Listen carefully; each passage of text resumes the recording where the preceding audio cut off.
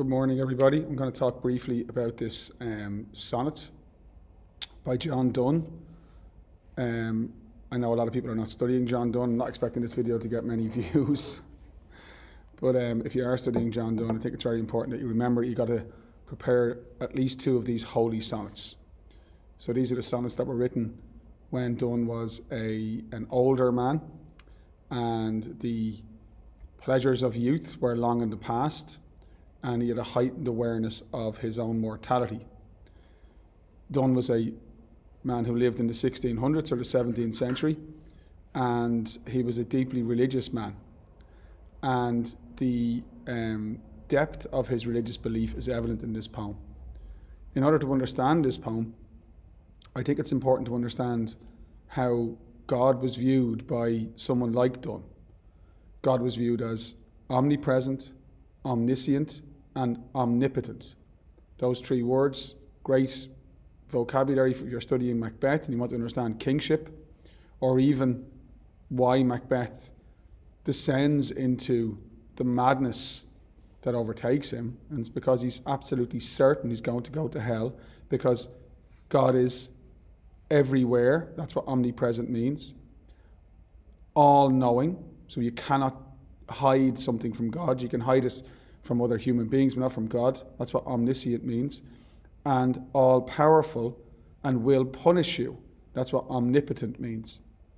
So to someone like John Donne, I mean, much like Macbeth in the play, where he's tortured by his awareness of the fact that he is, given his eternal jewel, famous line from the play, his eternal jewel to man's common enemy. I'm going to move that because that light is distracting. Here we go. Apologies. Much like Macbeth, in this poem, John Donne is tortured by the fear of being sent to hell. And that's the theme or the motif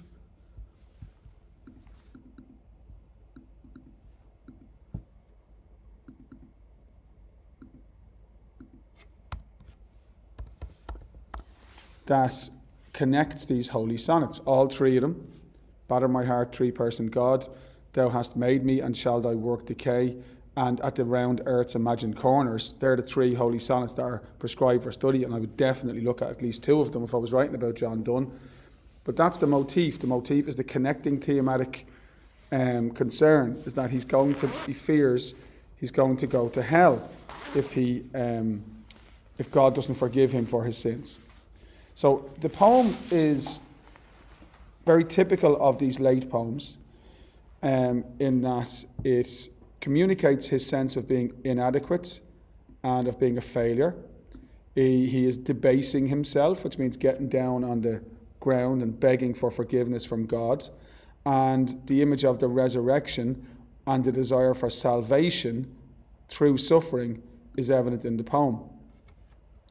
Technically, it is a Petrarchan sonnet, which means it's written in the style of the poet Petrarch, and that means that it has an 8-line sequence beginning here, going down as far as the full stop after untrue. That's called the octet, or octave, followed by a 6-line sequence, and that's called a sestet.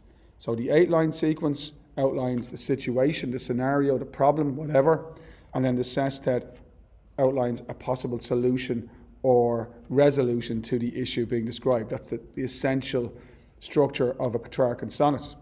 The poem, came up in class yesterday, when somebody asked me what is iambic, what is meter. Meter is when a poet deliberately adopts a scheme or a design for the number of syllabic beats in a line, and this poem is written in iambic pentameter. Okay? And we have, if you just look at if you, again, struggle to understand what that means, an iamb is 2 syllabic beats. Now, we won't get too technical about it. It's supposed to have, the first beat is unstressed, the second beat is stressed when you're speaking it. But it's essentially a pair of syllables, that's what an iamb is. And pent means 5. So a meter is the beat of a line. Okay? So the meter is the beat, pent is 5, and iamb is 2. So that means 5 pairs of syllables per line. Just look at the first line. Batter my heart, three-personed God, for you. See the way he puts in for you at the end of that line there? You'd think it would go on this line because it reads, batter my heart, three-person God, for you as yet but not breathe, shine and seek to mend. But he puts for you in this line so that it fits with the meter. So it reads, batter my heart, three-personed God, for you as yet but not breathe, shine and seek to mend, that I may rise and stand, or throw me and he goes one over in this one, bend, but that's okay, that fits in with the meter. You're forced to break, blow, burn and make me new. So there's a discipline. Elizabeth Bishop does it in a couple of her poems. Certainly The Prodigal is written in iambic pentameter. Yeats does it in lots of his poems. Emily Dickinson used lots of different meters. Dimeter, which is two pairs of iambs or two pairs of syllables. Trimeter, which is lines with six beats, three pairs. Tetrameter is a line where there's 8 beats or 4 pairs. Writers like to write within meter because it gives the poem a flow, a rhythm, a beat, even sometimes a musicality that's appealing when the poem is spoken aloud. Don't forget, poetry is supposed to be a spoken word art form. So that's what meter is. The poem is not a difficult poem. It's a prayer. He's praying to God, and he's praying that God will forgive him. And he's saying that God needs to help shape him into a better man. The thing about John Donne is he's famous for what is called wit, and that means imagination. And part of that is the use of conceits. A conceit is an extended metaphor.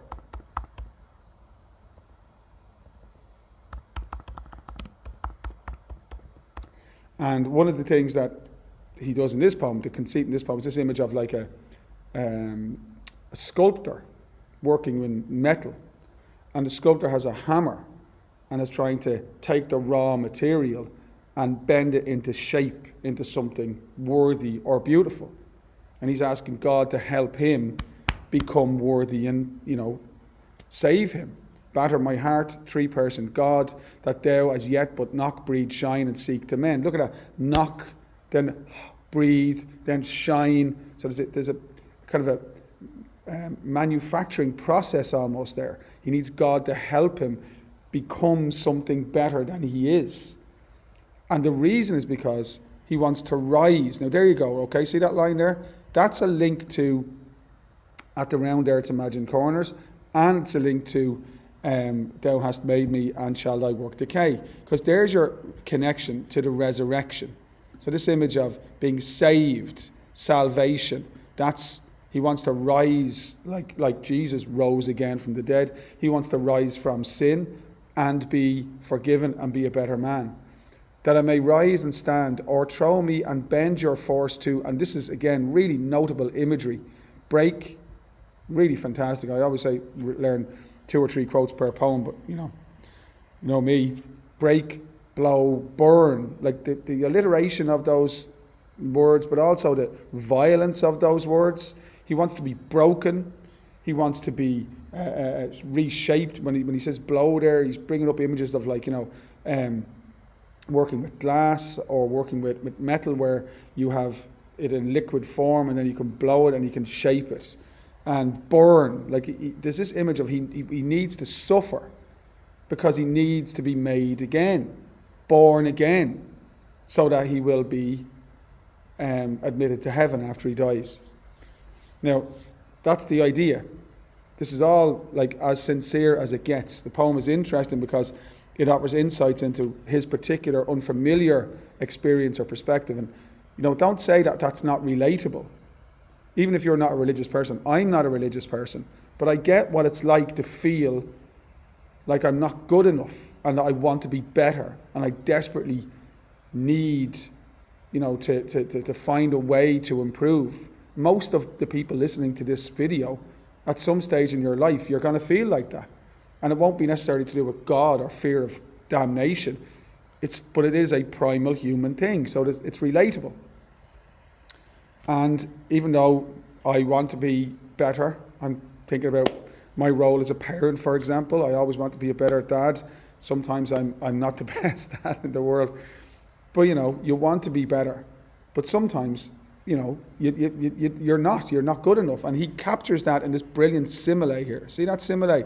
That's a great line in the poem. And if I was going to learn, like I was going to say, okay, learn a line here, you obviously learn the title because it captures so much about the meaning of the poem. But also, that first line, include for you, so you can talk about meter. But learn that simile. I, like an usurped town to another Jew, labour to admit you, but oh, to no end. Now, if you just learn like a usurped town to another Jew, then you've got a brilliant example of his inventive use of simile. And there, he's talking about the idea that he is a sinner. And he's talking about the idea that he is somebody who wants to be good, he wants to be loyal to God, he wants to obey God's law, but he gives in to sin. And when he says like an usurped town, he's talking about like if you're in Ireland and you live, I don't know, in Wexford, and the Vikings come along and they take over Wexford, you're Irish, you're still loyal to Ireland, but like you're under the control of the Vikings. And that's where he feels that he's under the control of sin. He's under the control of the devil. So the another he refers to is the devil. He doesn't want to be under the control of the devil, but he feels like he is, and he needs God to liberate him. Okay? And he thinks that the only way that God can do that is through taking a hold of him and fundamentally changing him, because reason won't do it. Reason, again, this is the second conceit. So the first conceit is the craftsman working with the material to shape it into something, more beautiful than the raw material. The second conceit is the conquered town. And then he says, reason, your viceroy in me should defend, but is captive and proves weak or untrue. And that's a brilliant, I can totally relate to that. Like when I don't go for a run, even though I know I should go for a run, or I eat that bar of chocolate when I know I shouldn't. Reason is meant to be what controls it. A viceroy is a symbol of governance, something which, makes decisions. And he says he knows he shouldn't sin. So whatever he's been doing, having sinful thoughts or committing what he regards as sinful, activities, having sex, drinking, being profane, whatever, he regarded those kind of things as sin. He says he knows in his head he shouldn't do them, but that doesn't stop him doing them. He's too weak. And again, think about how that relates to you. Study. Arguing with your parents when you shouldn't, because you know what they do for you, but sometimes you can't help yourself. You're weak. You need to study for these exams because it's going to open the door to the next opportunity or the next stage of your life, and it's important. But sometimes it's hard to motivate yourself, and then you'd love to be better, and that's what all he's saying here. That's where try and get the connection with the human being here, not just the religious zealots. When you're reading John Donne's poetry. Anyway, the last 6 lines are an appeal to God, and essentially all, and this is where Donne was so clever. When we talk about wit and imagination, wit means it obviously involves sometimes humor, but really what it means is to almost be outrageous in the imagery. And in the last 6 lines of this poem, he brings up the idea of marriage and divorce. And essentially what he's saying to God here is, look, at the moment I'm married to the devil, but is there any chance I could marry you? And it's a weird thing to say, but what he means is, please help me be a better man. So simplify it down. He says, dearly I love you and would be loved fain. That means I love you, God, please love me back. But I'm betrothed unto your enemy is a brilliant, brilliant, brilliant metaphor. So again, remember I said in class, if you're going to learn quotes, learn them so they'll help you make a point about the thematic concern of the poem, but also where you can make a point about the style, because the question in the exam will ask you to talk about what the poet says and how the poet says it. So we have the simile, like an usurped town, and now we have the metaphor or symbol, betrothed unto your enemy. Who's God's enemy? The devil. What is a betrothal? It's a marriage. He's married to the devil. He feels that he is weak and that he is letting himself and God down, and he's begging for God to intervene and take him away from this toxic relationship. Divorce me, untie or break that knot again. Take me to you, imprison me, for I... And then you have this couplet that ends the poem. The whole poem is written in beautiful rhyming scheme, by the way. I mentioned it down here, A, B, A, B. Look, you mend, bend, new, due, end, defend, untrue. And then in the sestet you have the C, D, C, E, F, F. So you have feign, enemy, again, I, free, me. Okay, so that's the rhyming scheme. Gives the poem a lovely rhythm, control, fluency. Donne was a brilliant writer. But the last bit is weird. It's weird, I'm sorry. It's weird. He says, for I, except you enthrall me, never shall be free, nor ever chaste, except you ravish me. And it's that sexual imagery at the end, which is so unusual, but really makes a lot of sense. So when he says, I'll never be chaste, what he's saying is he feels guilty because he's Donne has always enjoyed sex. You see it when you read The Flea, you see it when you read The Anniversary, you see it when you read the early love poems. He's always enjoyed sex. And clearly he still enjoys it, but he feels guilty afterwards. So he's saying, I'll never be chaste. In other words, I'll never be a good man, because given his 17th century religious, zealotry, or his intense religious belief, you're not supposed to have sex unless it's to procreate, otherwise it's a sin. So he keeps failing, he keeps falling, and he's asking God to ravish him. To ravish, that's a sexual image, but he doesn't mean in a physical sense. He means to take over him, to enthrall him, he uses the word, to take away the desire to sin, and to, control him and help him be a better man. So look, anybody who tells you that John Donne has nothing to say to the modern world hasn't a clue.